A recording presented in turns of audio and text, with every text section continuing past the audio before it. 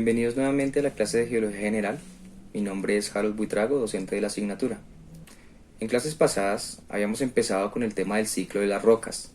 Ya habíamos dejado atrás la introducción a la geología y habíamos empezado a discutir acerca del origen de los magmas y cómo tenía relación, cómo había una relación entre el magma, entre la generación del magma y los ambientes tectónicos.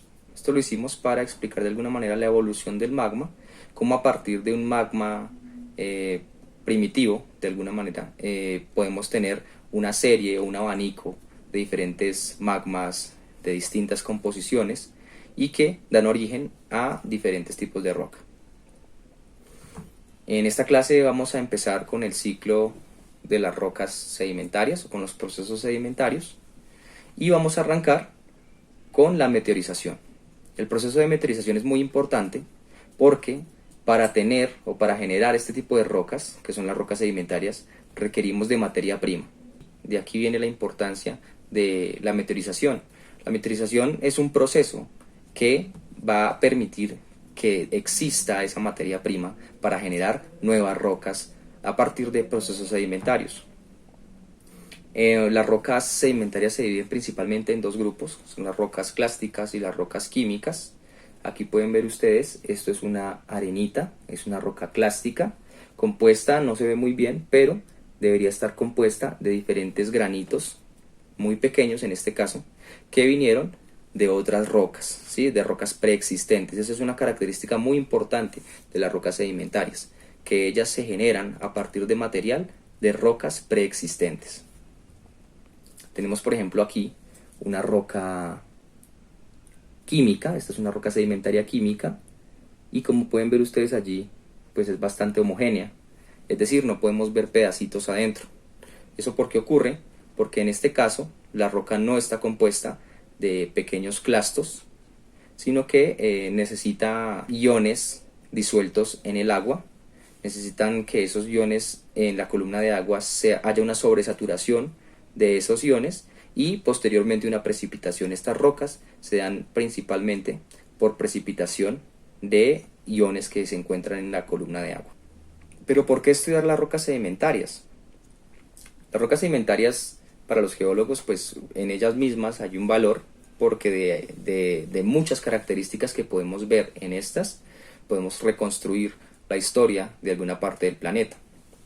Podemos encontrar restos como algunas hojas, ¿sí? algunas partes de vegetales, como se puede ver aquí en esta parte. Tenemos una estructura vegetal preservada, pero también podemos ver a fauna antigua conservada a manera de fósil, de todos los tamaños. Pueden ver este, o incluso tamaños como estos, o mucho más grandes. Este es un fósil de un invertebrado, como se dan cuenta, es un cefalópodo, se denomina amonita, ¿okay?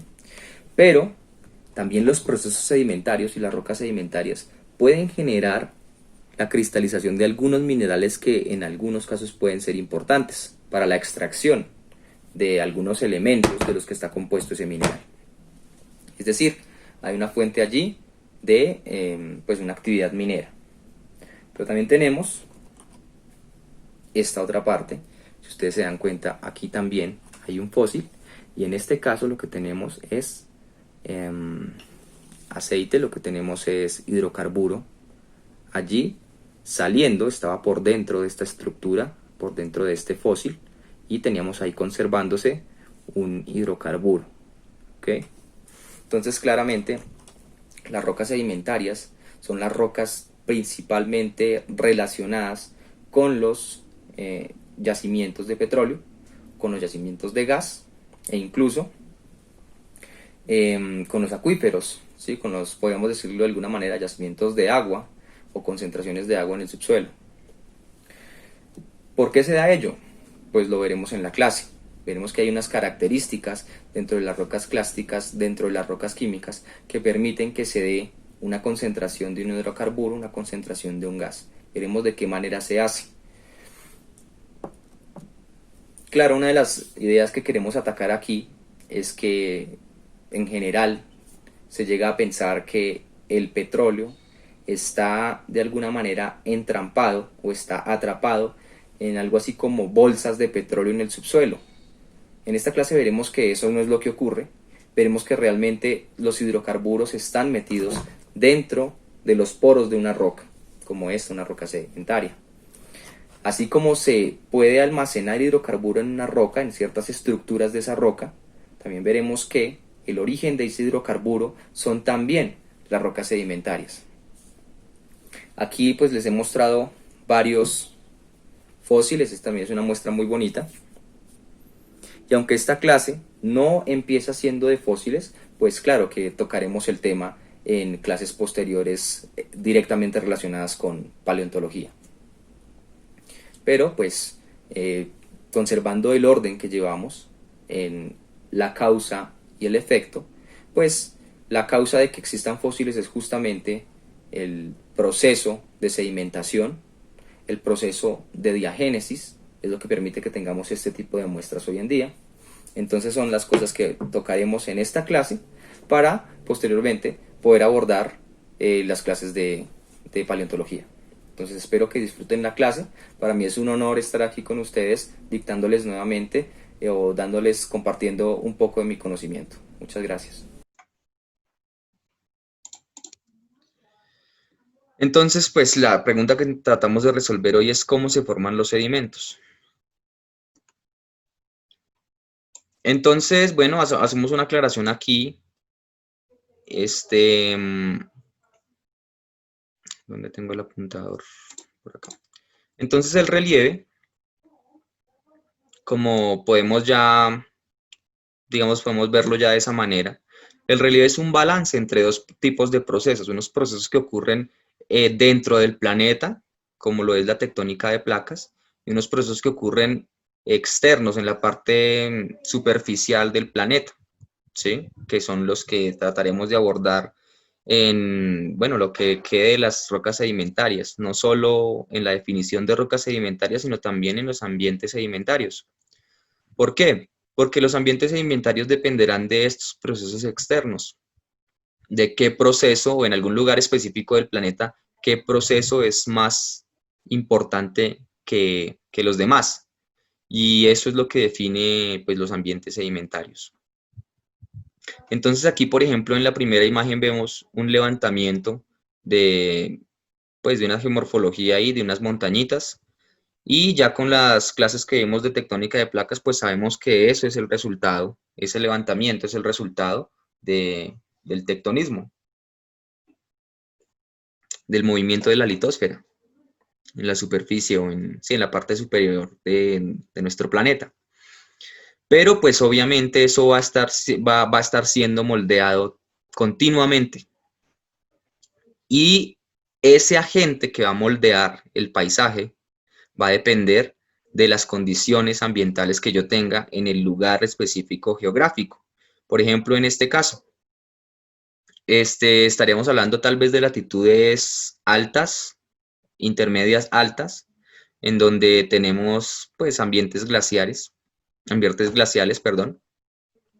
O podríamos también hablar de un lugar en las, no sé, en latitudes bajas ecuatoriales o tropicales, pero pues a gran altitud, en donde también podemos encontrar glaciación. Entonces, pues aquí tendríamos un agente externo que estaría actuando, que sería en ese caso pues el hielo. Y ese hielo, digamos que los procesos internos levantan el terreno y esos procesos externos tratan de aplanarlo nuevamente. La siguiente imagen es una imagen muy linda porque muestra un contraste también, digamos que es más evidente, en donde al fondo vemos unas montañas levantadas, unos escarpes muy fuertes, unas diferencias de altura bastante fuertes, la pendiente es muy, muy alta. Y aquí vemos uno de esos agentes que se encargan de erosionar el terreno y de transportar el material, que es el agua. Entonces ustedes verán que habrán unos agentes, como en este caso, digamos, el hielo, aquí el agua en su estado líquido, que van a empezar a tratar de rebajar este terreno que ha sido levantado por procesos internos. Los procesos internos de la Tierra, como veíamos, lo que responden es a esa disipación de energía que tiene que haber de las partes más calientes del planeta en el centro hacia lo más frío, que sería pues el espacio, ¿no? Eso es lo que está ocurriendo. La Tierra se está enfriando y como veíamos, la convección del manto es una respuesta pues justamente a un gradiente geotérmico, donde tenemos en el centro de la Tierra está más caliente y en la parte exterior está más frío.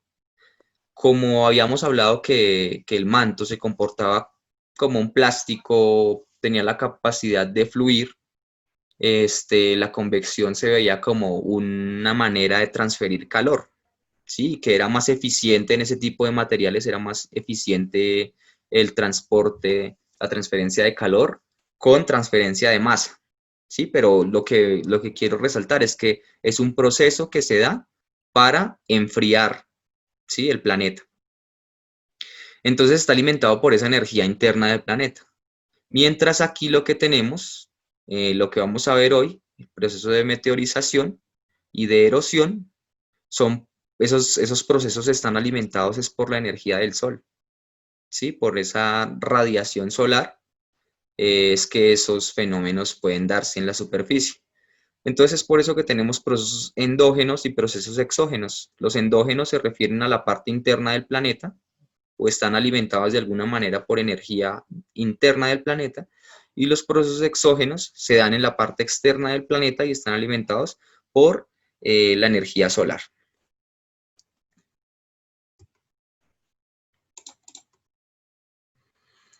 Ese constante ciclo de levantamiento y en este caso hasta este momento lo habíamos dicho como rebajamiento del terreno o aplanamiento del terreno, ese continuo ciclo de levantar, aplanar y otra vez levantar y aplanar, se denomina ciclo de denudación continental.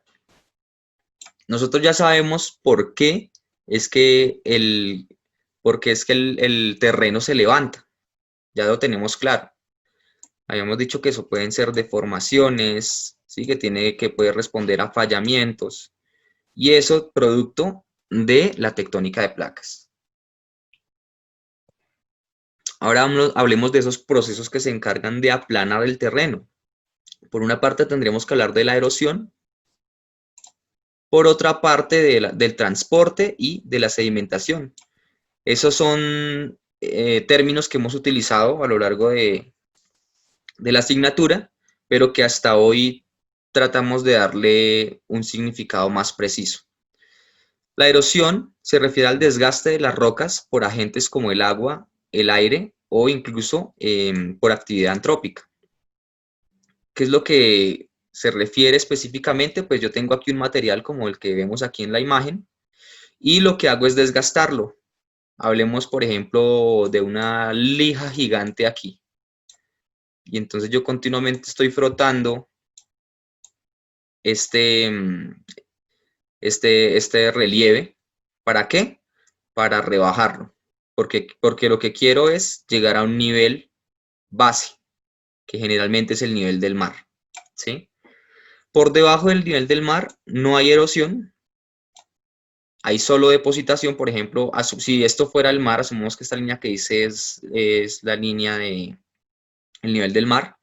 Entonces tendríamos lugares en donde el terreno está por debajo de ese nivel del mar, y es en esos lugares donde podemos tener depositación de material, para, porque digamos que lo que queremos es rellenar esos huecos, ¿no? que quedaron. A ver el chat. Ya, a eso vamos, a eso vamos. Esta clase va a responder eso.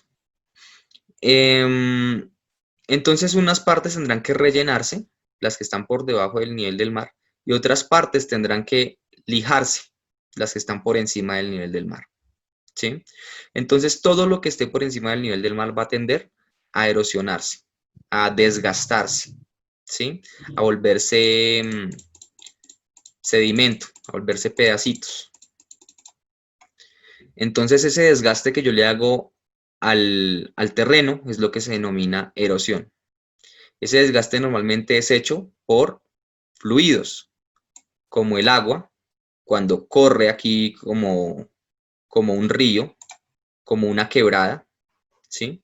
Va erosionando, va desgastando esto, como el aire también, las corrientes de aire, cuando veamos, por ejemplo, ambientes eólicos, veremos que el aire es muy importante y tiene la capacidad de erosionar. No propiamente el aire como tal solamente, sino que ese aire lleva, transporta granitos pequeñitos que pueden ser de arena fina o pueden ser de arcilla. Entonces, claro, se comporta de cierta manera como una lija. Pues nosotros sabemos que las lijas, por ejemplo, traen unos granitos y que pues justamente eso es lo que lima la superficie por la que yo paso esa lija. El aire transporta granitos y esos granitos empiezan a chocar con el terreno y empiezan a desgastar el terreno. Y claramente, pues los procesos antrópicos pueden eh, cumplir esa misma tarea. Por ejemplo, si yo hablo de que aquí tengo una mina, ¿sí? Entonces, por aquí van a explotar con dinamita cierta parte de la mina. Pues eso es lo que está haciendo, es justamente desgastar el terreno. Si yo voy a hacer una carretera, tendré que rebajar el terreno, tendré que cortarlo, ¿sí? Entonces, a eso se refiere la erosión, ¿sí? Es un desgaste de la roca. El transporte, pues es el concepto que todos conocemos por transporte, es coger material de un lado y llevarla a otro. En la tierra, pues normalmente, o lo que hace el agua específicamente, es llevar un material que está a una altura específica, llevarlo a un lugar de menor altura. Y eso pues digamos, esa es la mecánica que encontraremos cómo funciona esa banda transportadora de material, de alturas mayores a alturas menores. El transporte también lo puede hacer el agua, lo puede hacer el aire, lo puede hacer la gravedad, los procesos gravitacionales como la caída de rocas, como el flujo de derrubios, que eso es una clase posterior donde veremos procesos gravitacionales, pero esos procesos gravitacionales también ayudan a ese transporte de material de partes más altas a partes más bajas. La sedimentación no es nada más que la depositación o la precipitación de material. Por ejemplo, como les decía, si nosotros asumimos que esa línea que pinté ahí hace referencia al nivel del mar, pues en algunos lugares la superficie terrestre como tal va a estar por debajo de ese nivel del mar, como en estos dos casos. Allí es donde hablaremos de cuencas sedimentarias, en donde es posible depositar material. Ahí donde se deposita material, decimos que está ocurriendo la sedimentación o la depositación, ¿sí? Entonces ya digamos que podemos dar por entendidos estos tres conceptos: erosión, desgaste de la superficie, el transporte, el movimiento de material de partes más altas a partes más bajas, y la sedimentación, que no es nada más que la depositación de material suelto. Entonces ahora sí hablemos de meteorización. Es un proceso que actúa en rocas expuestas en superficie. Y más que rocas expuestas en superficie, podríamos decir que es un proceso que actúa sobre la roca cuando esa roca está expuesta a la atmósfera, ¿sí? ¿Por qué no digo que solamente en superficie? Porque cuando yo tengo, a ver si cambiamos el color, por ejemplo, por aquí, asumamos que esta línea que estoy pintando aquí es la superficie y yo tengo una roca por debajo de la superficie. Esa roca es muy porosa, ¿sí? Ya habíamos hablado del concepto de poro. Esa roca es muy porosa, entonces tenemos aquí lo que estoy pintando son piedritas, ¿sí? Son clastos. Y ese espacio que hay entre clasto y clasto es lo que se denomina un poro, ¿cierto? Así como esos poros pueden almacenar agua, pueden almacenar petróleo, también pueden almacenar aire, ¿sí? Pueden almacenar, bueno, aire y lo que venga con el aire. Entonces, pues, si puede entrar por aquí, eh, digamos así, entre comillas, atmósfera, pues entonces esos clastos también están expuestos a las condiciones atmosféricas, ¿sí? Por lo tanto, también podrían sufrir meteorización. En este caso es un proceso que actúa en rocas expuestas a superficie, pero podríamos decir también expuestas a la atmósfera, porque no necesariamente algo que esté aflorando va a ser lo único que se meteorice, sino que todo lo que esté en contacto con esos agentes que meteorizan, pues también se van a meteorizar, obviamente. Existen dos tipos, bueno, antes de eso, vemos por ejemplo aquí que hay ciertos cambios en la roca. Por ejemplo, aquí podíamos ver claramente que se trataba de un gran bloque gigantesco, pero que algo le pasó acá, ¿cierto? Eso fue un cambio que le ocurrió a la roca. ¿Qué tenemos aquí? ¿Ustedes qué roca creen que es esta? El que quiera participar. Es una roca ígnea.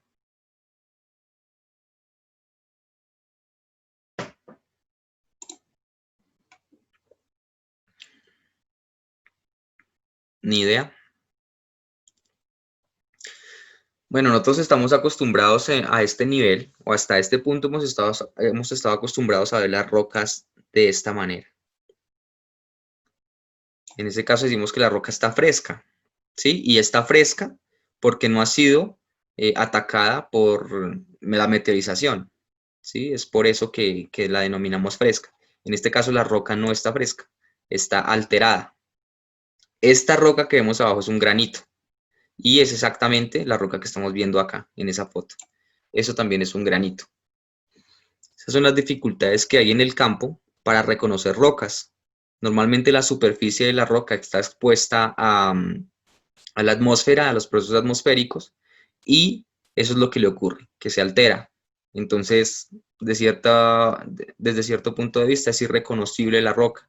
Tendríamos que coger un martillo y empezar a excavar, excavar hasta encontrar algún punto donde esos procesos de meteorización no hayan alcanzado la roca y podamos tomar una muestra así como la que vemos aquí, una roca fresca, una muestra de roca fresca, en donde veamos específicamente qué minerales son los que están pues ahí, digamos, haciendo parte de esa roca, ¿sí? Y de esa manera pues darle una clasificación a la roca, saber qué tipo de roca es, hacer algunas aproximaciones de los procesos que ha experimentado, el ambiente geológico, el ambiente tectónico, etcétera, etcétera.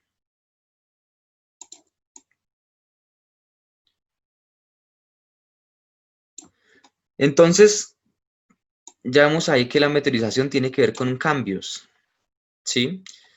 La meteorización no es nada más que la respuesta de los minerales o de las rocas a condiciones cambiantes, es decir, diferentes, unas condiciones diferentes a las que predominaron cuando ellas se formaron, ¿sí? Recordemos que este granito es una roca intrusiva. ¿Dónde se forman las rocas intrusivas? En el subsuelo, ¿no? Cristalizan en el subsuelo. Y en el subsuelo no es a 2 metros debajo de nosotros, ni a 5 metros, estamos hablando de kilómetros, ¿sí? Entonces esos kilómetros tienen una connotación o tienen una relación también con temperaturas y presiones altas. Entonces, cuando por fuerzas tectónicas, esa roca que cristalizó en profundidad, ahora la tenemos en superficie, pues ya estos minerales no se sienten, sí, no se sienten bien, sí, no están cómodos ahí. Ya no son estables en esas condiciones de presión y de temperatura. Por lo tanto, tienen que cambiar a unas formas más estables, ¿sí? Entonces, desde el punto de vista de composición química hay un cambio, ¿sí? Desde el punto de vista físico también hay un cambio. Hay una fractura por acá, por ejemplo. Una pregunta, profe, entonces una roca que está a 5 metros de profundidad estaría en superficie. Prácticamente sí. Sí, exactamente. Eso estaría en superficie, podría decirse que sí. Cuando nosotros hablamos de profundidad, hablamos de grandes profundidades. 10 metros de profundidad, una roca a 10 metros de profundidad está prácticamente en superficie. Todavía está expuesta a condiciones atmosféricas, como veremos más adelante. Entonces, claro, la meteorización se da justamente por eso, porque los minerales o las rocas en general ya no son estables en las nuevas condiciones que nosotros, o bueno, que la geología les pone, que los procesos geológicos les ponen. Entonces, pues, obviamente esos minerales tienen que cambiar.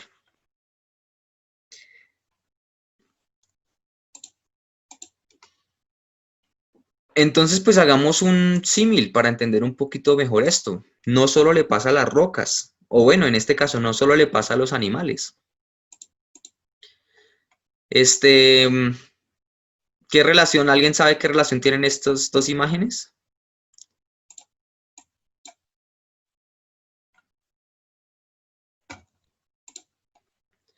En el chat. Cambio de presión. Sí, podrías hablar un poco más al respecto, Daniel.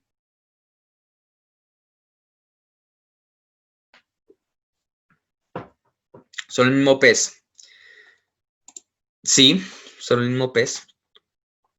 Este pescadito, bueno, pescado es cuando lo pescan, pero bueno, este pez se llama blobfish o pez borrón y así se ve en profundidad, en su hábitat, donde están las condiciones propicias para él, en donde él evolucionó, en donde se desarrolló, en donde toda su historia evolutiva yo me imagino que, o la mayoría, pues ha ocurrido. Por lo tanto, él está acostumbrado a esas condiciones de alta profundidad, de alta presión.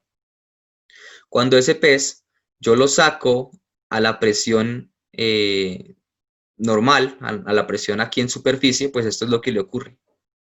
¿Sí? Se deforma completamente. Eso pasa, pues no sé si ustedes tienen claro eso, pero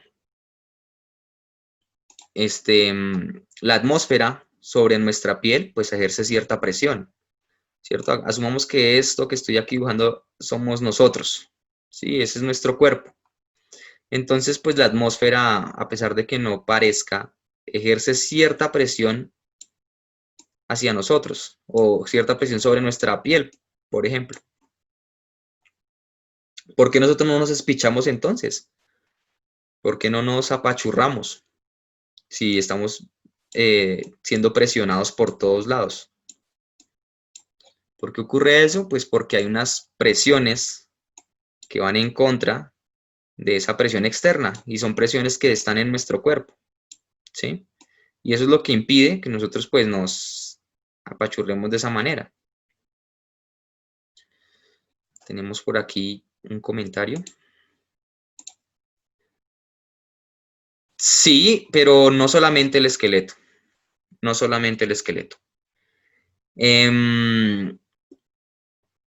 Entonces, pues sí, existen unas presiones internas que impiden pues, que nosotros nos aplastemos. En este caso, pues él en sus condiciones normales, existe una presión muy fuerte externa sobre su piel, ¿cierto? Y pues él la tiene que compensar de alguna manera. Entonces, internamente, pues también hay unas fuerzas o hay unas presiones que se están ejerciendo de adentro hacia afuera, de tal forma que en esta superficie de su piel, pues las fuerzas estén balanceadas, ¿cierto? ¿Qué pasa cuando yo lo saco?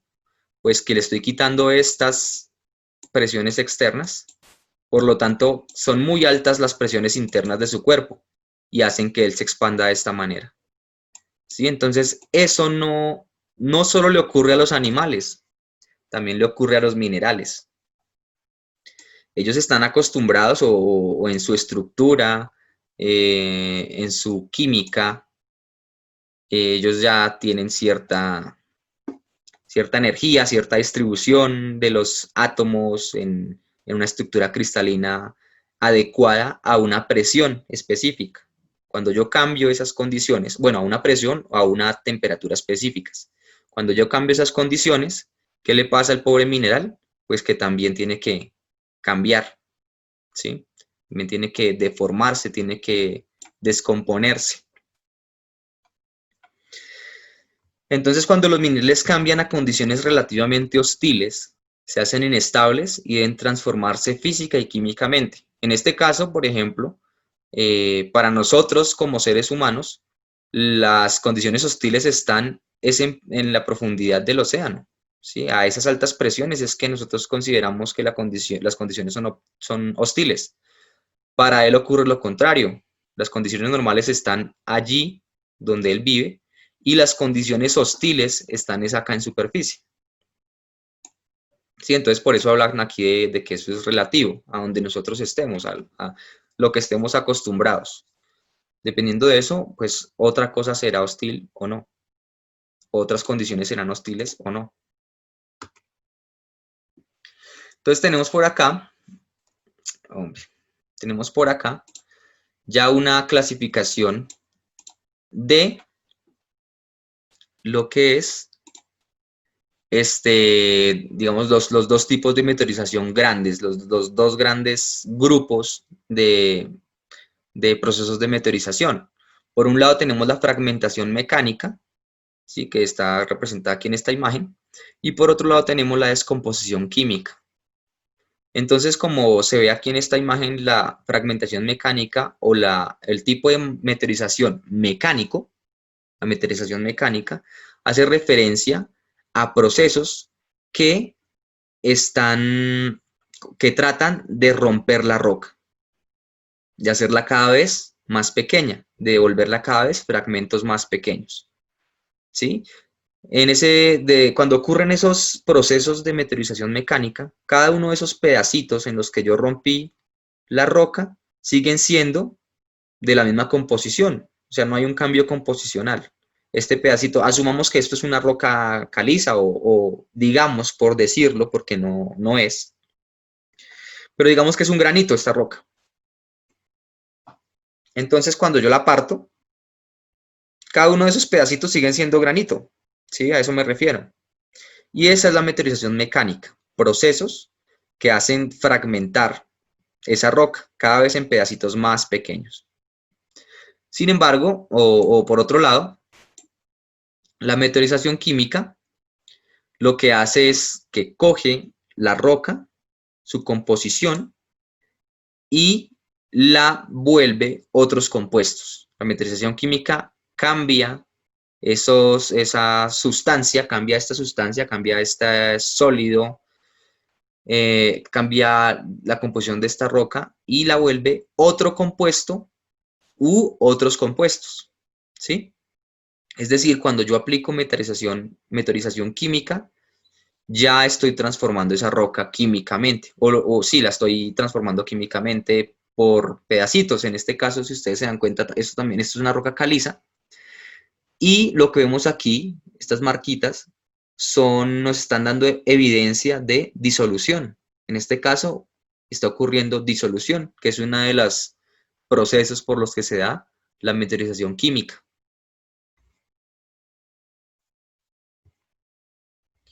Entonces empecemos a ver cada uno de esos procesos de meteorización mecánica. Uno de esos primeros procesos es el proceso de gelifracción o fragmentación por cuñas de hielo. A ver, tenemos un chat por aquí. Me quedó grande, ahora estoy. Esperen un segundito. Ahora sí. Entonces, ¿una roca ígnea con fragmentación mecánica sigue siendo ígnea?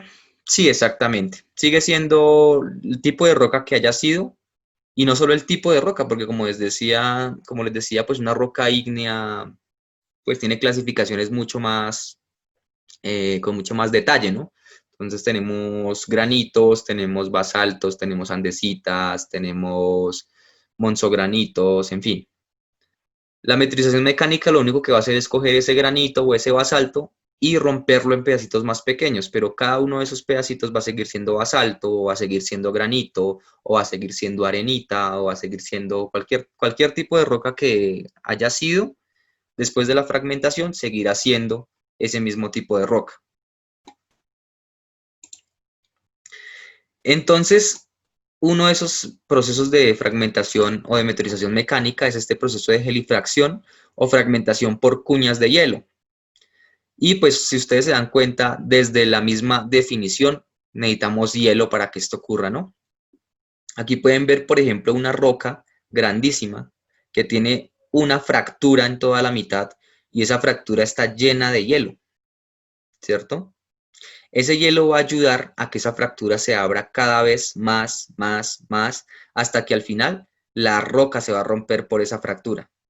¿Aprovechando qué? Aprovechando una de las particularidades del agua, y es que su estructura cristalina está mucho más, o sí, el espacio que hay entre molécula y molécula de agua es mucho mayor en el estado sólido que en el estado líquido.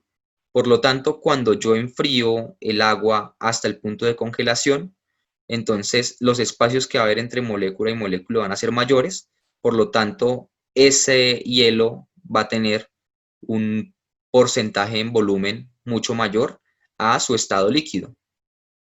Cuando, si se dan cuenta, pues por ejemplo aquí tenemos esta fractura, el agua líquida pues puede entrar fácilmente por esa fractura y allí, cuando se alcancen las condiciones de temperatura apropiadas, pues esa agua se va a solidificar, va a ganar volumen, aproximadamente un 9% más de volumen, y se van a generar unos esfuerzos internos que van a actuar sobre las paredes de esa fractura, haciendo que se abra cada vez más, hasta el punto que la roca se va a fracturar por ahí.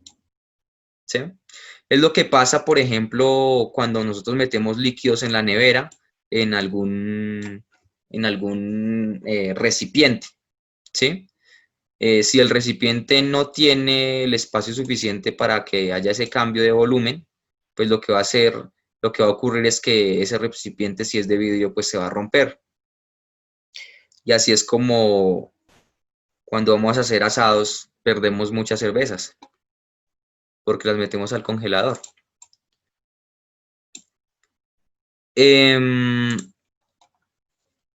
Ok, es el proceso de gelifracción. Bueno, entonces, ¿dónde es importante este proceso? Pues es en lugares donde nosotros podamos tener ese cambio, esos ciclos de solidificación y otra vez el agua líquida y otra vez la puede volver a congelar y volver a tenerla líquida, ¿sí? En lugares donde ese proceso se dé con más frecuencia es donde este proceso de fragmentación o de gelifracción pues va a ser más importante. Aquí, por ejemplo, pues yo no sé de dónde es la fotografía específicamente, pero pues yo asumiría que esto estaría más o menos en Estados Unidos o en latitudes así intermedias, 60 grados de latitud más o menos. Entonces tenemos por aquí un desarrollo de estaciones y por aquí pues estaríamos en invierno, digamos, algo así. Entonces pues tenemos aquí pues una frecuencia realmente baja. Tenemos 6 meses con hielo y otros 6 meses vienen a derretir ese hielo, pero específicamente en ese periodo de tiempo en donde vamos a pasar del invierno a primavera, pues vamos a tener algunos días en donde haga mucho frío en unos momentos y haga el calor suficiente como para derretir esa agua en otros momentos, y pues se den estos ciclos más frecuentemente. Pero donde realmente esto es muy frecuente y debería ser muy importante, pues es en los páramos, ¿sí? Donde no tenemos estaciones como tal, pero en el día tenemos la temperatura suficiente como para que el agua esté en estado líquido, y en la noche tenemos la temperatura suficiente como para que el agua se solidifique. Por lo tanto, en los páramos sería uno de los ambientes más apropiados para que este fenómeno de meteorización mecánica se dé específicamente este de gelifracción, que sea muy importante en esos ambientes de páramo o en los ambientes glaciares de montaña también, como los que tenemos aquí en Colombia. Es decir, tenemos páramos y glaciares de montaña. Ahí debería ser muy importante este proceso de gelifracción, porque la frecuencia en la que hay congelamiento y descongelamiento pues es muy alta, es prácticamente diaria, cosa que no ocurriría en latitudes más altas o incluso en las partes polares, donde, es decir, lo importante aquí no es que haya hielo, si se dan cuenta, lo importante es que exista el cambio entre hielo, deshielo, porque eso es lo que va a hacer que el agua se pueda infiltrar cada vez más profundo y al solidificarse pueda generar esas fuerzas de extensión en las paredes de la grieta y abrirla cada vez más y más. Si yo solo tengo hielo en cada momento, en todos los días del año, tengo solo hielo, pues no voy a pasar de esto, de tener una grieta y rellenarla y pues ahí se va a quedar. Sí, no se va a abrir más. Necesitaré siempre que hayan condiciones para que el hielo se funda y otra vez se solidifique, que eso es lo que vemos muy frecuentemente en los páramos y en los ambientes glaciares de montaña. Es decir que ahorita al final veremos cómo la meteorización está estrechamente relacionada con el clima.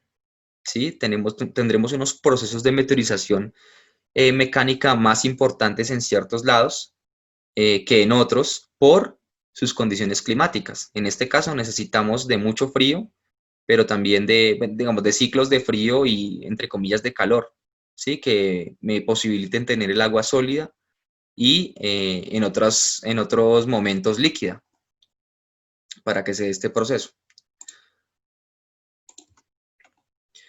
Otro proceso que me ayuda a mí en la meteorización mecánica de la roca es este de lajamiento por descompresión. Como ya nosotros venimos de rocas ígneas, entonces pues ya sabemos que esto es un plutón que está a gran profundidad de kilómetros, ¿cierto? Y también hemos hablado de presión. Entonces esto también es una presión, digamos, que hace la columna de roca sobre las paredes de ese plutón. ¿Sí? Entonces aquí tenemos una columna de roca que tiene una densidad, ¿cierto? Ese material tiene una densidad y tiene una masa. En fin, puede tener un peso. Le puedo calcular un peso utilizando, bueno, teniendo en cuenta también la gravedad. Tiene un peso y ese peso lo está sustentando justamente las paredes de este plutón. Es decir, está sometido a presión. Cuando nosotros tenemos tectonismo, levantamiento tectónico, ese plutón, esa roca, puede llegar y en algún momento estar expuesta a las condiciones superficiales, donde ya no tendremos esa presión que teníamos por acá, ¿sí? Ya la perdimos. Sin embargo, conservamos presión por acá, si se dan cuenta. Aquí tenemos menor presión, que ya sería la presión atmosférica, ¿sí? Pero pues tenemos gran presión aquí. Comparada esa presión atmosférica con los esfuerzos que tenemos tectónicos, pues la presión atmosférica no es absolutamente nada. Esto genera algo denominado presión diferencial, que lo que hace es que nosotros desarrollemos un esfuerzo neto dentro del cuerpo, pues hacia arriba y hacia las partes de las paredes de ese plutón, de esa roca, ¿sí? Esas fuerzas extensivas por cambio de volumen, ¿sí? Porque si yo le quito presión a un cuerpo, pues lo que va a hacer ese cuerpo es que se va a expandir, ¿no? Se va a expandir. En este caso va a poderse expandir en esta parte superficial, pero en estas partes no se va a poder expandir. Es decir, la expansión no va a ser homogénea. Se va a expandir con una dirección preferencial. Y eso es lo que genera aquí, pues, el lajamiento, este fenómeno de lajamiento por descompresión.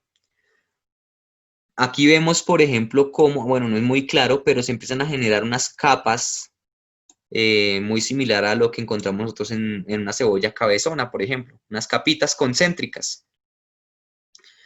Por aquí no es que se vean muy bien, pero sí se ven el desarrollo de esas capas.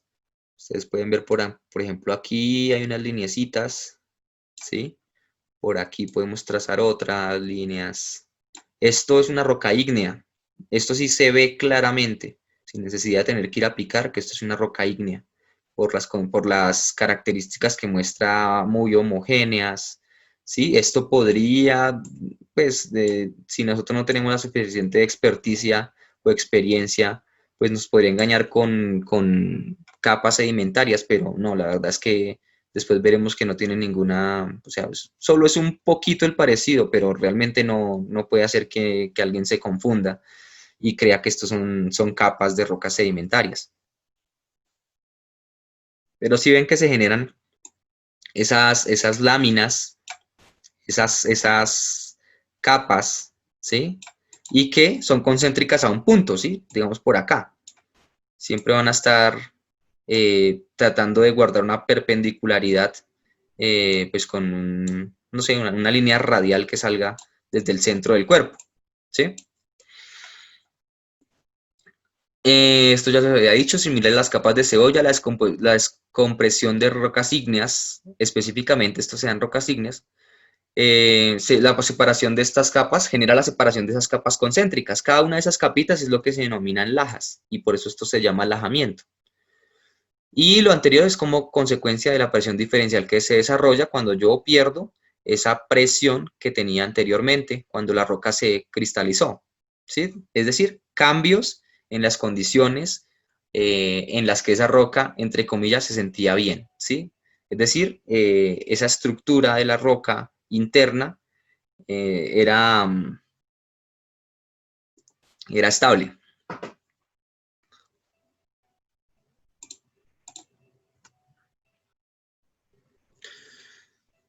A ver, por aquí.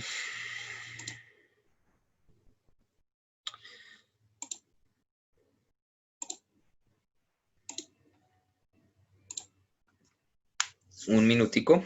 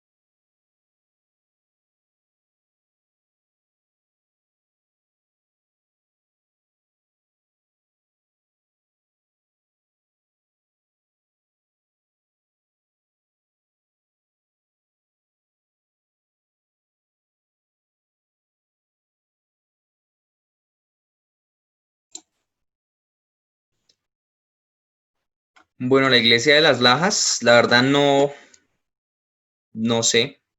Podríamos averiguarlo. Yo creería que sí. Normalmente, bueno, claro que también he visto que le dicen lajas a capas sedimentarias, a capas de arenita. Pero bueno, pues posiblemente también se estén generando por esa diferencia de presión. Juan Sebastián no me dejó responder. Listo. María Carolina tampoco. Ok. ¿Alguien más tuvo problemas respondiendo la encuesta, la asistencia? No, señor profe.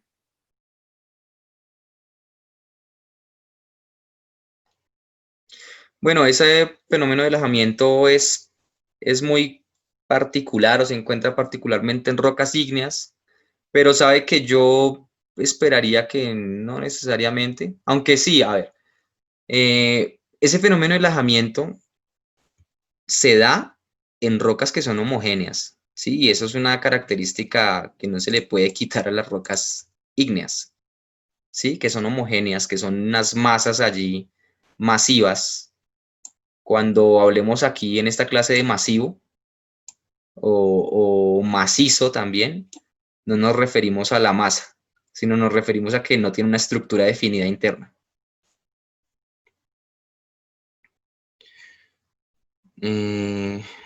Ana María Gómez. Listo, listo, lo voy a tener en cuenta, Ana María. Entonces, sí, para que se dé este fenómeno de relajamiento, una de las características es que esa roca tiene que ser homogénea. Por lo tanto, que esa expresión de esas capas solo sea expresión de esa presión diferencial. ¿Sí? Que no sea una expresión de capas, de que la roca traiga anteriormente. Entonces, ya a la luz de esas nuevas evidencias, sí diría que el relajamiento solo se puede dar en rocas ígneas. O en roca, bueno, sí, en rocas ígneas, dejémoslo hasta ahí. Digamos, casémonos con eso, con que ese fenómeno de relajamiento solo sea en rocas ígneas. Otro proceso que puede generar la ruptura de la roca es el proceso de expansión térmica. Así como teníamos un fenómeno o un proceso que se daba cuando las temperaturas eran muy altas, pero bueno, no solo las temperaturas, perdón, eran muy bajas, no solo las temperaturas, sino que también había disponibilidad de agua, ¿cierto? En este caso, este fenómeno de expansión térmica es muy importante en lugares donde no hay disponibilidad de agua, ¿sí? Si hubiese disponibilidad de agua, pues lo más importante sería la gelifracción. ¿Por qué? Porque en este proceso de expansión térmica tenemos también unos cambios muy grandes de temperatura. ¿Sí? Entonces hablamos que normalmente este fenómeno es importante en lugares desérticos, en desiertos cálidos, en donde no hay humedad, en donde no hay agua disponible, pero sí hay unos cambios de temperatura muy fuertes entre el día y la noche. Puede ser incluso mayores a 30 grados la diferencia de temperaturas. Entonces, pues nosotros sabemos ya que las rocas están compuestas de diferentes minerales y que cada uno de esos minerales tiene unas características, pues, diferentes, porque son, pues, diferentes sustancias. Entonces, normalmente, pues los minerales tienen una disposición, una estructura definida interna y por lo tanto unas propiedades que van a depender de la dirección en que yo las mida, ¿sí? Eso estaríamos tocando ahí el término de algo isotrópico y anisotrópico. En este caso, hay minerales que son anisotrópicos, por ejemplo, en el índice de expansión térmica. Es decir, que si yo mido en una dirección la expansión cuando yo cambio temperatura, esa diferencia en el volumen va a ser diferente a si yo mido la diferencia en otra dirección. ¿Sí? Eso ocurre también con la transmisión de la luz a través del mineral. Por ejemplo, cuando estoy haciendo secciones delgadas, dependiendo de la dirección en que en que la luz incida sobre el mineral se va a comportar de una manera diferente, porque tiene unas direcciones preferenciales. Entonces es lo que se denomina un material anisotrópico, ¿sí? Que las propiedades dependen de la dirección en las que yo las mida.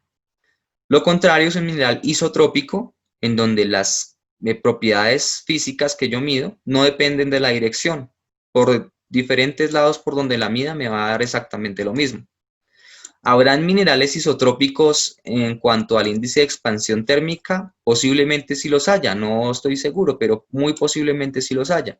Es decir, que sus cambios de volumen en la dirección X cuando yo cambio la temperatura son iguales a los cambios de volumen en la dirección Y cuando yo cambio la temperatura.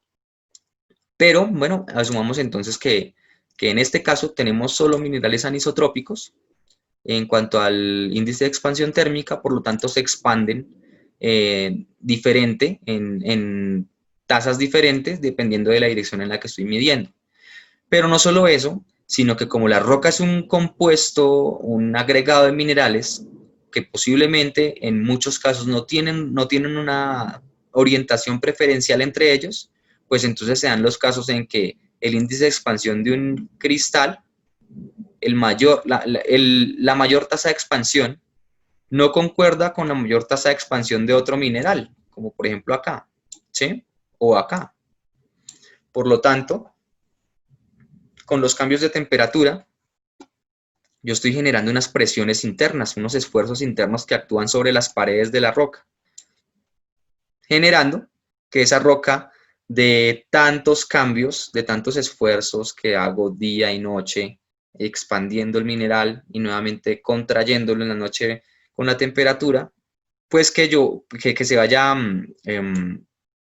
debilitando esa parte externa de la roca. ¿Sí? Se va debilitando hasta el punto que se fractura. Y pues al fracturarse, pues ese material pues queda por ahí suelto, disponible para que algo lo transporte, ¿no? Para que puede ser el viento, puede ser el agua, se lo lleve de allí. Y hay un cambio pues en la roca, donde ya no tiene el mismo volumen o ya no tiene la misma masa en general. No tiene la misma masa porque ya perdió una parte. Ya se fracturó ese material y se fue de ahí. ¿Sí? Entonces tengo pérdida de material aquí. ¿Por qué? Por fracturas que se generan por cambios de temperatura debido a que los minerales tienen diferentes índices de expansión y por lo tanto, cuando se expanden y se contraen, se generan ciertos esfuerzos en la parte superficial de la roca. ¿Y por qué en la parte superficial? Porque es la parte que está más expuesta a los cambios de temperatura. ¿Sí? No tiene nada que ver con la roca, tiene que ver es cómo se transfiere el calor nuevamente. El calor viene por radiación desde el sol y lo que va a calentar primero de afuera hacia adentro va a ser la roca. Esa roca se va a calentar de afuera hacia adentro, ¿sí? Y de noche, pues se va a enfriar de afuera hacia adentro. Y es por eso que la parte externa es la que está más sujeta a que ocurra ese fenómeno, ese proceso, que ocurra ese proceso en su superficie.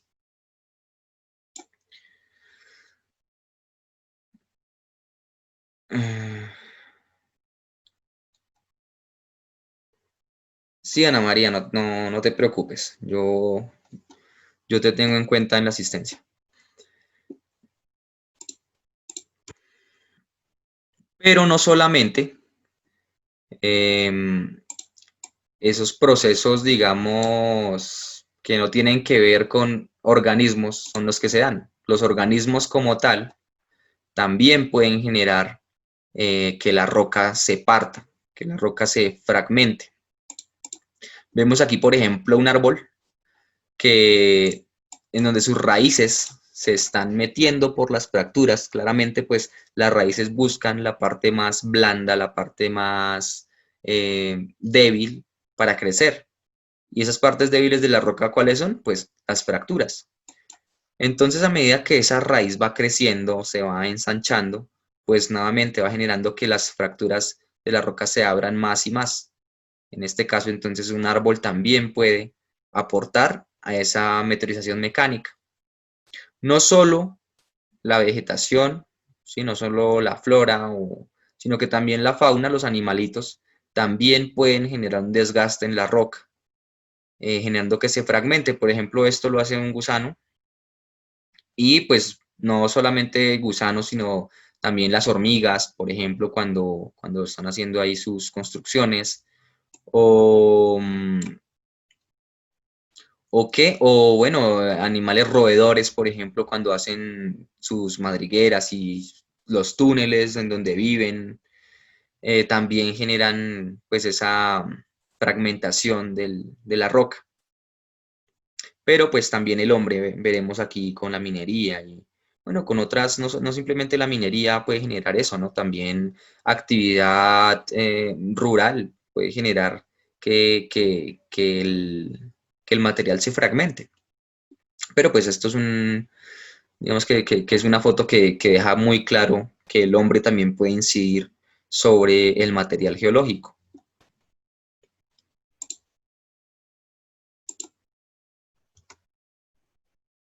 Bueno, ya terminamos con los procesos de meteorización mecánica, que nuevamente, repito, son procesos que fragmentan, que fracturan la roca, pero que no cambian su composición química. Químicamente, mineralógicamente, la roca sigue siendo exactamente la misma.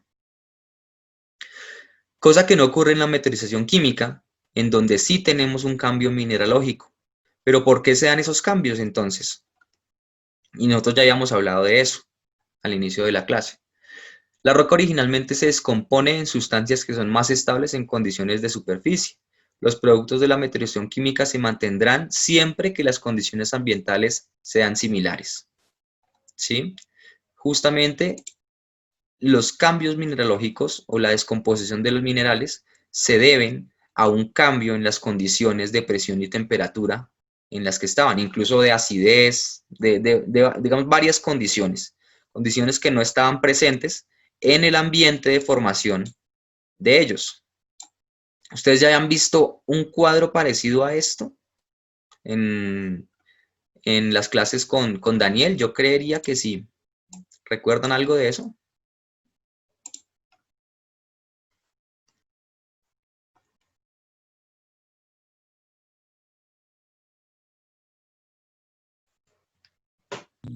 Sí, profe, tenía que ver con la cristalización de los minerales. Pues a medida que iba subiendo el magma, se iban precipitando ciertos minerales y entonces la concentración de silicio aumentaba en el magma. Exactamente, sí. Esto es lo que se denomina las series de Bowen y pues nos está diciendo justamente el orden de cristalización de los minerales a partir de un fluido, de un magma. Tenemos una serie discontinua y una serie continua. Lo importante aquí es cómo se da paso a diferentes tipos de minerales. Por lo tanto, la mineralogía me dice las condiciones de formación de la roca, de temperatura y presión. Eso es lo importante de esto. Sin embargo, no solo esta serie se aplica para conocer cuál es el orden de cristalización, sino que también nos dice el orden de meteorización del material. ¿Sí? El mineral que primero cristaliza es un mineral que está acostumbrado, por decirlo de alguna manera, a unas condiciones de alta temperatura y de alta presión. Por ejemplo, el olivino. Si yo ese olivino lo saco a superficie, asumimos que la superficie es hacia abajo, donde hay menor temperatura y menor presión. Si yo ese mineral lo saco a superficie, a él no le va a quedar de otra que descomponerse, porque las condiciones a las que está acostumbrado, sus condiciones de formación ya no están presentes. Por lo tanto, se hace inestable su estructura, sus enlaces cristalinos, sus enlaces atómicos se hacen inestables a esas condiciones y tienen que cambiar. Tiene que haber por lo menos, un reordenamiento de la estructura cristalina. Y como nosotros ya conocemos cuál es el concepto de mineral, sabemos que está estrechamente ligado con esa estructura cristalina y que un mineral puede tener la misma composición, pero si tiene una estructura cristalina diferente, ya estaríamos hablando de otro mineral, ¿cierto? Entonces, por lo menos este olivino, si yo le cambio la presión y la temperatura, tendría que sufrir un reordenamiento en su estructura cristalina. Y ya solo por eso nos estamos dando cuenta que tiene que haber un cambio mineralógico, ¿sí? Eso le ocurre a todos estos minerales.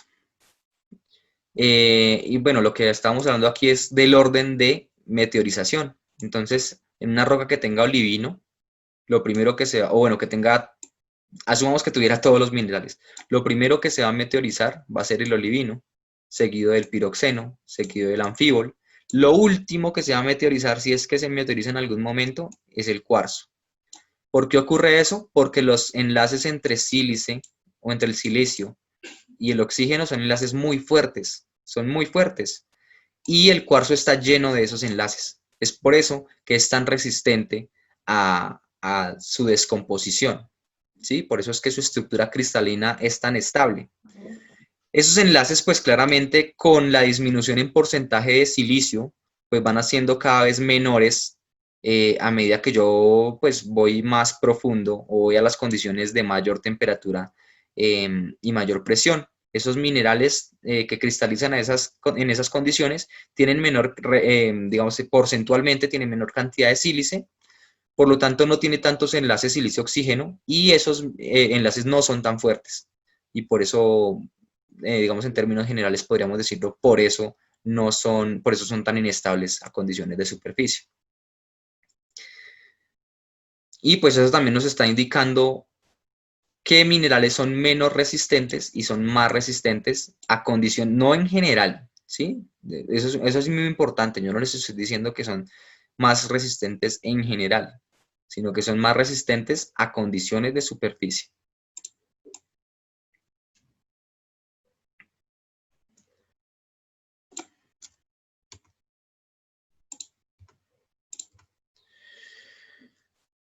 El primer proceso de metrización química es un proceso muy sencillo, que es el proceso de disolución. Así como nosotros vemos que se disuelve azúcar en agua, o nosotros también vemos que la sal se puede disolver en agua, ¿sí? Los minerales, pues la sal es un mineral denominado halita, se disuelve en agua y ya tendríamos con eso una prueba de que los minerales se disuelven. Pero no solamente la halita se puede disolver, sino que también tenemos carbonatos, como el carbonato de calcio o la calcita, que también se puede disolver con el agua, digamos que podría ser pura, pero la disolución sería sería muy lenta. Pero si yo a esa agua le agrego un poco de ácido, ácido que puedo obtener yo de la atmósfera, o ácido que puedo obtener yo en la descomposición de algún material orgánico en el suelo, el agua que está cerca a ese lugar donde se está descomponiendo ese material orgánico se enriquece en ácidos y específicamente en este ion de hidrógeno, que es bastante reactivo. Y pues, digamos, el agua se puede acidificar y con esa acidificación se aumenta su poder de disolución en otras rocas, como como el carbonato de calcio, por ejemplo.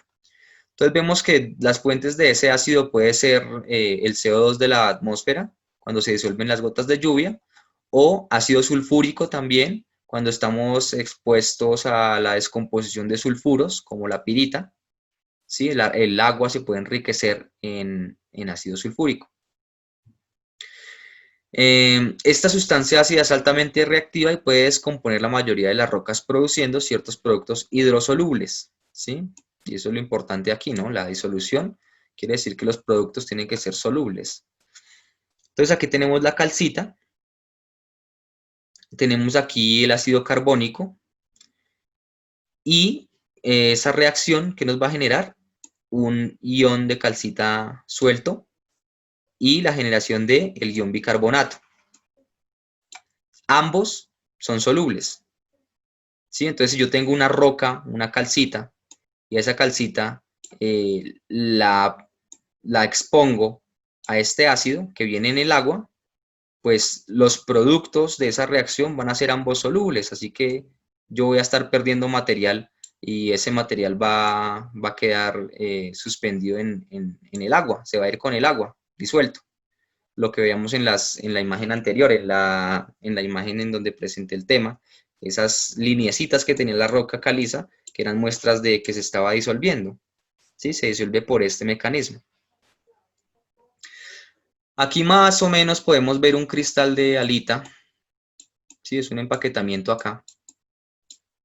Donde tenemos pues la sal de cocina está compuesta de sodio y de cloro. Si vemos aquí, por ejemplo, pues sabemos nosotros que la molécula de agua es polar y tiene una carga más negativa en la parte donde tenemos el átomo de oxígeno, y donde tenemos los átomos de hidrógeno va a ser comparativamente más positivo, por decirlo de alguna manera, que la parte donde están más alejados esos átomos de hidrógeno, que va a ser una parte negativa de esa molécula. Entonces, pues nosotros vemos que el cloro tiene una carga negativa y el sodio tiene una carga positiva, y aprovechando la polaridad del agua, lo que ocurre es que va a coger esa agua los iones de sodio positivos, y la parte que es negativa de la molécula va a encerrar ese ion de sodio positivo, porque las cargas que diferentes, opuestas, se atraen, ¿no? Va a pasar algo similar con el ion de cloro. En este caso, la parte que va a encerrar ese ion es la parte positiva de la molécula de agua, ¿sí? Por lo tanto, ya el agua interfiere en estas conexiones enlaces que hay por aquí entre el cloro y el sodio, y lo que va a hacer es polarizar o de alguna manera descomponer esa sal, haciendo que pues, se disuelva. ¿Sí? Ya no pueda estar en estado sólido, sino que ya quede suspendido en el agua a manera de iones.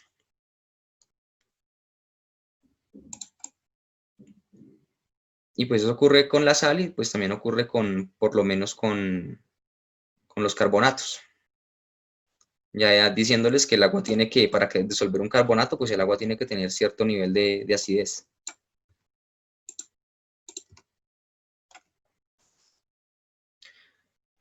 Tipos de meteorización química. Tenemos ahora la oxidación. Pues nosotros ya conocemos la oxidación, cómo actúa. ¿Sí? Actúa sobre todo en el hierro. Y eso no, pues no ocurre de una manera diferente en las rocas. Ese proceso de oxidación se da específicamente en minerales que sean ricos en hierro. Y puede generar dos tipos, en este caso, de minerales a partir de esto.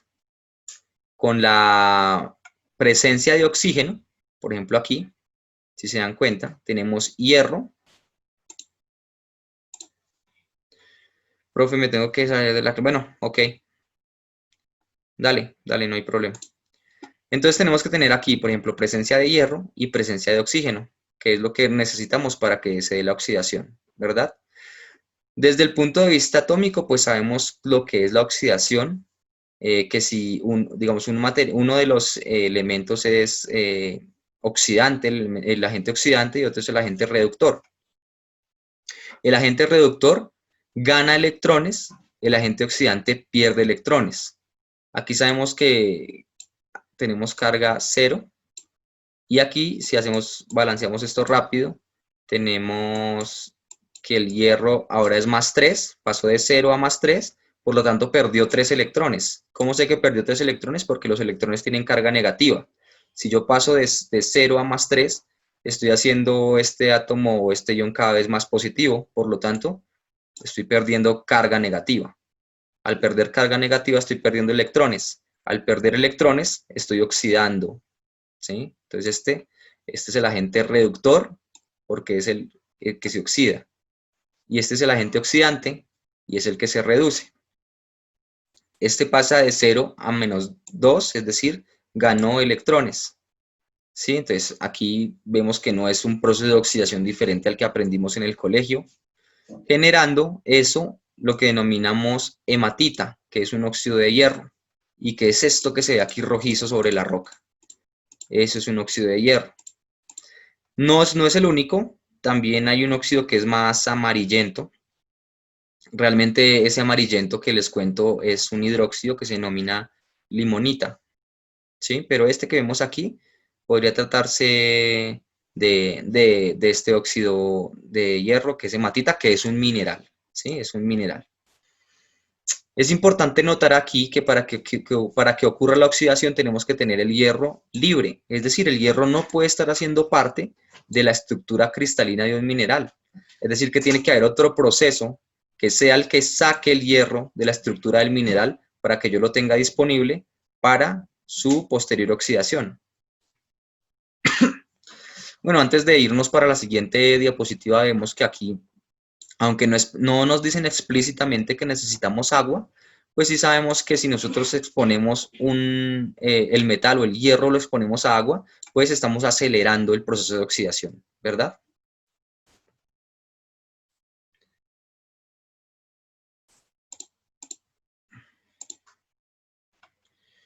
Ese proceso que se encarga de liberar esos iones para que puedan, bueno, en este caso para que puedan servir para que pueda ocurrir la oxidación, pero no solamente para eso, ese proceso es la hidrólisis. La hidrólisis básicamente es la reacción de cualquier sustancia con el agua, ¿sí? Vemos aquí, por ejemplo, que requerimos de una molécula de agua. Esperen un segundo. Requerimos de una molécula de agua aquí que se disocia, ¿sí? Y esa disociación es muy importante porque nos va a liberar, por ejemplo, este ion hidrógeno y el ion hidroxilo, que son muy reactivos y pueden reaccionar o pueden interactuar con otras sustancias. ¿Ok? Específicamente, este ion de hidrógeno es muy importante porque es el que está encargado de liberar iones como el hierro para que haya una posterior oxidación. Como veían en las clases anteriores, el granito es una roca ígnea que está compuesta no solamente, pero sí en gran parte por feldespato potásico. Entonces, prácticamente lo que estamos viendo aquí es el proceso de meteorización del granito. Vemos entonces aquí, por ejemplo, que tenemos feldespato potásico más la presencia de ácido carbónico que está disociado, más agua, es decir, ese ácido está en esta agua, como ahí disuelto, ¿sí? Al reaccionar todas estas sustancias, ¿qué tenemos? Tenemos la ocurrencia como un residuo de esta reacción, un residuo sólido. Tenemos un mineral que se denomina caolinita, es un mineral de arcilla, es un mineral que tiene un tamaño muy pequeño, ¿sí? Su cristal, a ver, su tamaño como mineral siempre va a ser pequeñito y por eso se denomina arcilla. Después veremos que esa arcilla tiene una connotación de tamaño, pero en este caso sí están hablando también de composición y de algunas características estructurales del mineral, no solamente de su tamaño. La arcilla es un grupo de minerales de arcilla, que tienen pues ciertas características que los agrupan justamente, que los hacen agruparse justamente de esa manera, porque comparten características. Vemos que aquí nosotros en el feldespato potásico teníamos dentro de la estructura cristalina potasio, y ese potasio salió. ¿Quién lo sacó? Lo sacó ese ion de hidrógeno, ¿sí? Que ahora está metido en la estructura y hace que haya una reorganización por acá y se genere ese mineral de caolinita. Pero ¿qué ocurre? Que ese ion de potasio quedó por ahí suelto, ¿sí ven? Entonces la hidrólisis nos ayuda a tener iones sueltos, en este caso potasio, en el caso anterior podría ser hierro, y en este caso, por ejemplo, es muy importante porque ese potasio nos ayuda a tener material disponible pues, para que las plantas puedan aprovechar ya esos iones, que en esta forma sí los pueden aprovechar, cosa que no podían hacer cuando estaba ese potasio metido en la estructura de un mineral. Las plantas pueden aprovecharlo siempre y cuando pues, esté suelto. Pero también me genera sílice disuelto. Ese sílice es muy importante porque va a ser uno de los componentes importantes de las rocas sedimentarias, de la formación de la roca sedimentaria. Específicamente uno de los elementos de generación de rocas que es el cemento. ¿Sí? El cemento después veremos pues que es una sustancia que ayuda a pegar granitos, que ayuda a que unos granitos se peguen con otros. En este caso el sílice es muy importante porque puede cumplir esa función y la fuente de ese sílice, para que yo tenga cómo cementar una roca sedimentaria, pues es justamente la ocurrencia de procesos como estos.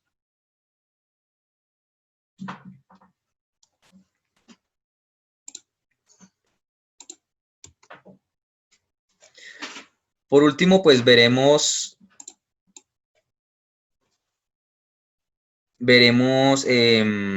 las alteraciones que causa esa meteorización química. Específicamente esta alteración que se denomina, ¿cómo? Que se denomina, por aquí está el proceso de meteorización, se concentra en los bordes. Ah, bueno, aquí, antes de hablar de eso, vemos que si una roca está fragmentada, digamos, tiene unas fracturas, unos patrones de fracturas que se denominan diaclasas, pues van a quedar unos fragmentos angulosos como los que ustedes ven acá. La meteorización química va a actuar muchísimo más fuerte en las partes en esos bordes angulosos. ¿Por qué? Porque la relación entre el área superficial y el volumen de roca en esos puntos es muy alta. Es decir, tengo mucha área superficial de la roca comparada con su poquito volumen, y eso hace que la alteración, que la meteorización química sea mucho más fuerte.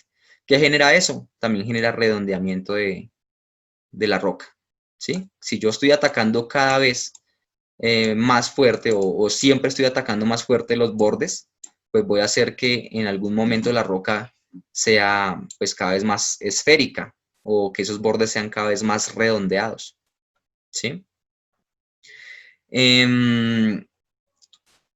Lo anterior, porque en estos lugares la relación entre área superficial y volumen de esas rocas es muy grande.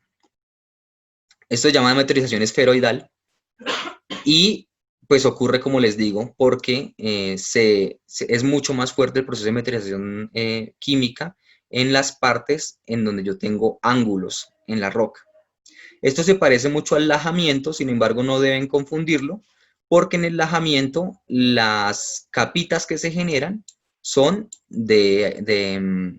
son de la roca todavía fresca, ¿sí? Este caso, y se genera por descompresión, ¿sí? En este caso esto no es generado por descompresión, se genera es por una hidratación en el material, ¿sí? Esto es una roca ígnea posiblemente, y decae a minerales de arcilla. Esos minerales de arcilla están hidratados y se expanden. Los ingenieros civiles sabrán de qué les hablo con las arcillas expansivas, ¿sí? Ellas tienen en su estructura agua, y eso hace que ganen volumen y se expandan. Esa expansión de esas arcillas genera también unos esfuerzos internos que hacen que el material se empiece a fracturar en esta forma concéntrica. Es decir, la naturaleza de estas capitas es diferente en el lajamiento y aquí en la meteorización esferoidal. Y por último, pues veremos que la relación de cada uno de esos procesos de meteorización mecánica o meteorización química serán más importantes dependiendo de en qué lugar de la Tierra pueda estar yo, qué condiciones climáticas esté expuesto. Por ejemplo, en la parte del Ecuador, pues es un lugar, es una franja de la Tierra donde las temperaturas son altas, donde hay alta humedad, y eso implica que la meteorización o el tipo de meteorización que sea más importante allí sea la meteorización química. ¿Por qué? Porque para esos procesos de meteorización química yo necesito agua y necesito temperatura, ¿sí? Y eso es lo que voy a encontrar yo en la franja del Ecuador. Voy a encontrar humedad y voy a encontrar alta temperatura, ¿sí? La meteorización mecánica va a ser mucho más importante que la química en franjas en donde yo no tenga humedad, ¿sí? Donde yo no tenga agua disponible, por ejemplo, por aquí, ¿sí? Por eso justamente ocurren por ahí los desiertos, y es porque el aire pues no tiene humedad, el aire es bastante seco. Cualquier intento de alguna manera de humedad aquí en este suelo, en este material, pues el aire lo va a absorber esa humedad y se la lleva. Y es por eso que esas partes son tan secas. Al no haber agua disponible, es por eso que la meteorización o el proceso de meteorización más importante será el proceso de meteorización mecánica. Eso también ocurrirá en las partes polares, porque la humedad pues está encerrada justamente en el hielo, ¿sí? Entonces no hay agua disponible de manera líquida, ¿sí? Que veíamos nosotros, por ejemplo, ahí en la meteorización, en la oxidación o en la hidrólisis, que requerimos de agua líquida, que es la que va a tener ciertos iones disueltos, en fin, ¿sí? Pero si el agua no está de esa manera, está como hielo, pues tampoco nos sirve, y en esos lugares va a ser pues también más importante los procesos de meteorización mecánica. Pues por aquí no sé si merezca una explicación. Estas son también celdas convectivas que se dan en la atmósfera. Aquí lo que se mueve es aire, ¿sí? Por unos lados, por ejemplo, esta es la parte ecuatorial. El aire se calienta y aumenta su volumen, por lo tanto pierde densidad, y por pérdida de densidad tiene que subir, pero muy cargado de humedad. Cuando llega arriba, se condensa esa humedad generando nubes, y por eso es que por toda esta parte ecuatorial nosotros tenemos mucha nubosidad. Entonces ese aire o ese aire pierde la humedad acá, y por lo tanto por aquí ya está seco, ya no tiene humedad. Y estas son las partes que corresponden con esos desiertos. ¿Por qué? Porque como no tiene humedad, cualquier indicio de humedad que encuentre por ahí se lo lleva, ¿sí? Y no deja humedad aquí en este sector. Se generan varias celdas, y ustedes se dan cuenta que ahí tienen nombres, en fin. Lo que hacen es transportar también no solo humedad, sino transportar de alguna manera calor. Y por aquí también se ven, bueno, cómo es la generación de los vientos alisios, en fin. Pero eso es lo importante, que necesitamos tener humedad, o donde no la tenemos, lo más importante serán los procesos de meteorización mecánica. Donde tenemos la humedad, serán más importantes los procesos de meteorización química. Y listo.